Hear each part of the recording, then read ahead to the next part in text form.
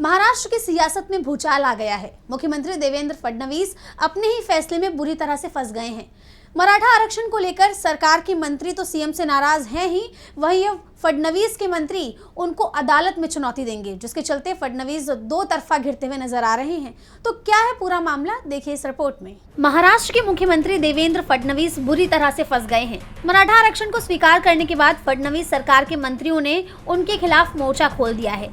फडणवीस के फैसले से नाराज मंत्री अब उनको अदालत में ले जाएंगे। दरअसल ओबीसी कोटे में मराठाओं को आरक्षण देने की मांग को स्वीकार करते हुए फडणवीस सरकार ने मराठा आरक्षण के लिए हैदराबाद गजट लागू करने की घोषणा की। इससे मराठाओं को कुणबी श्रेणी के तहत ओबीसी आरक्षण का फायदा मिल सकेगा। सरकार के इस फैसले के बाद से ही राज्य में सियासी घमासान मचा हुआ है। सरकार में शामिल मंत्री और ओबीसी समाज नाराज हो गया है। इसी कड़ी में अब मंत्री छगन भुजबल ने इससे जुड़े जीआर के खिलाफ आवाज उठाते हुए अपनी ही सरकार को अदालत में घसीटने का फैसला किया है।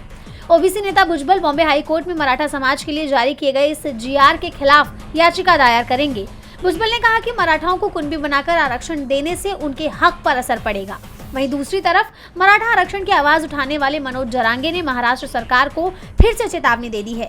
उन्होंने कहा है कि महाराष्ट्र सरकार 17 सितंबर से पहले मराठों को कुणबी जाति प्रमाण पत्र जारी करने के लिए पिछले सप्ताह जारी किए गए सरकारी आदेश को लागू करे।